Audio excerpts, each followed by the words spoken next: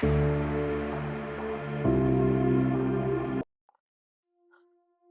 okay, imagine it's 1991. India has enough of foreign exchange to pay just 2 weeks of imports. We are a closed economy and we are forced to pledge our gold to IMF just to keep the lights on. Fast forward to 2026, the state of Hormuz is on fire. Oil is at all-time high of $120 per barrel and beyond. Rupee is under siege, but today the story is different. Using the lens of Arvind Pangadia, we are going to explore how India's outward orientation saved us from the repeat of 1991 and why our migrant workers in the Middle East are actually our most important macroeconomic shield. So, as you can see here, the way this straw is being squeezed by the hand of geopolitics, this is in a way our reality. In his book, Arvind Pangadia has argued that for India to grow, it had to integrate with the world. We did exactly that. But as Pangadia has warned us, colonization is a double-edged sword. While we are no longer the closed laggard of 1991, our success has made us energy hostage.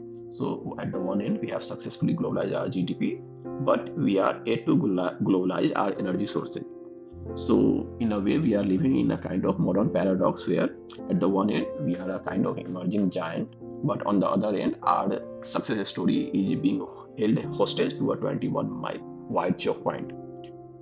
So, coming to the next slide, here you can see in 1991, our forex bucket was empty because we didn't export enough. Today, the bucket is leaking because we import too much, specifically oil.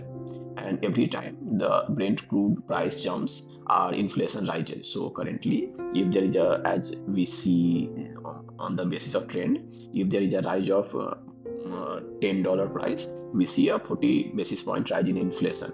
You can see the graph. And the RBI is shoveling dollars into this furnace just to keep the rupee from crashing.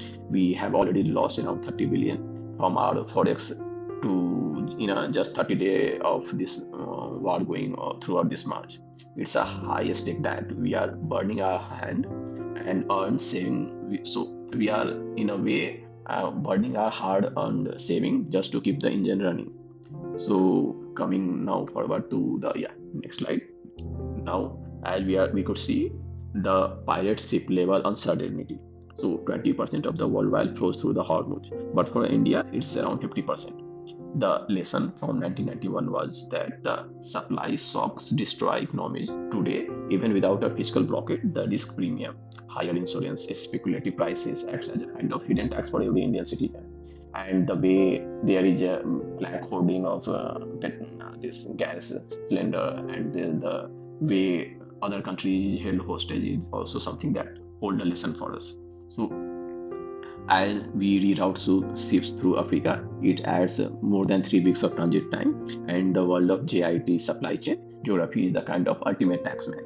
So, looking forward, so here we see how the remittance seal is exploring human capital. So, here is a bit of twist. Why haven't we collapsed like we did in 1991? So, enter in the world of remittance seal. Pangaria emphasized that India's strength lies in its people. While we bleed dollars to buy oil, our 9 million brothers and sisters in the Gulf are sending a kind of life support back home. So, in just the first half of this year, we received somewhere around $73 billion in remittance. And it's a kind of beautiful irony. The very region that causes our BOP stress through high oil prices is the same region that heals our BOP through human capital.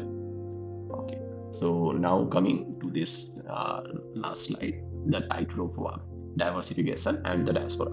So to wrap up our analysis, let's look at the survival metrics. So in 1991, we were in the red zone, low reserves, and a single source of energy trap. Now today, we have a kind of strategic agility. We are diversifying into ethanol, buying alternative crude, and leveraging our 73 billion diaspora hedge. So what is the final lesson here? Actually, the absolute independence is a myth in a globalized world. As Bengadia and the lesson taught in our classes, it suggests our resilience does not come from closing our doors. Rather, it comes from the way we balance it and we hedge our position. Because when oil runs dry, it is this suite of our workers that keep the Indian dream afloat.